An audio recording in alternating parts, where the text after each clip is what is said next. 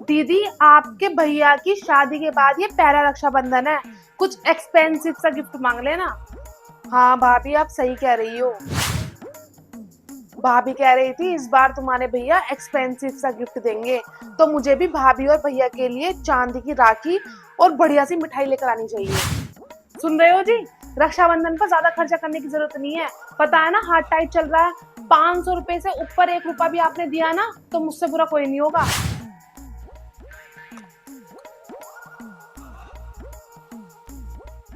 Oh no!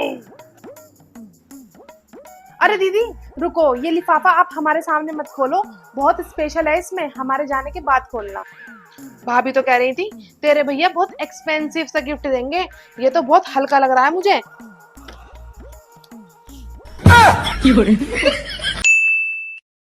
Rakshabandhan आने वाली है, अपने लिए एक अच्छी सी ड्रेस लेकर आऊंगी और एक सुंदर सी राखी।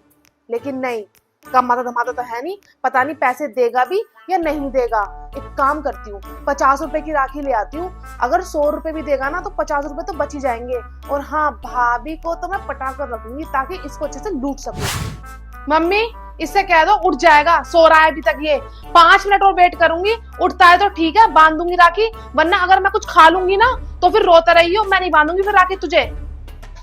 तू पहले मुझे गिफ्ट दिखा, उसके बाद मैं राखी दिखाऊंगी। क्या क्या है? मम्मी देख ले, मान नहीं रहा है। अरे कम से कम आज के दिन तो मत लड़ो, चल राखी बांध दे इसे चुपचाप। क्या मम्मी, आप हमेशा मुझे डांटती रहती हो, इसे तो कुछ कहती नहीं हो आप। लो मम्मी, आ गई मैं तुम्हारे लाल के राखी बांधने। कहाँ है वो? दिख नहीं रहा है, घूम रहा होगा अपने दोस्तों के साथ। अरे बेटा, अकेले आई है, दामाद जी साथ नहीं आए? हाँ, नहीं आए वो।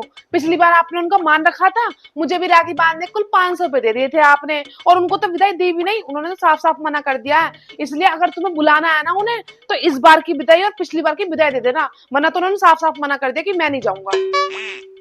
इतना कुछ तो दे दिया है तुझे, एक काम कर बेटा, ये छुरी पकड़, इसे यहाँ चला दे बेटा, यहाँ यहाँ। लास्ट टाइम जब रक्षाबंधन पर गई थी, इतना सारा सामान लेकर गई थी। फ्रूट्स, ड्राई फ्रूट्स, घेवर, फल, और तो और चांदी की राखी लेकर गई थी। सोचा था कम से कम 10,000 रुपए तो दे ही देगा, लेकिन जितने का सामान था ना, हिसाब लगाया जाए तो कम से कम 1,000 रुपए का नुकसान हुआ था मेरा। इस बार सिर्फ एक रसगुल्ले का डिब्बा, और वो भी कलाई वाली राखी लेकर जाऊंगी। एक काम करती हूँ, शाम को चली जाऊंगी, लेकिन पहले तो लेट उठता था, अब तो जल्दी उठता होगा, ऑफिस जाना पड़ता होगा, तो जल्दी चली जाऊंगी। लेकिन रक्षाबंधन पर यहाँ भी तो काम है, दीदी आएंगी सुबह सुबह, टाइम मिलेगा तो चली जाऊंगी सुबह सुबह, वरना मैं शाम को ही चली जाऊंगी।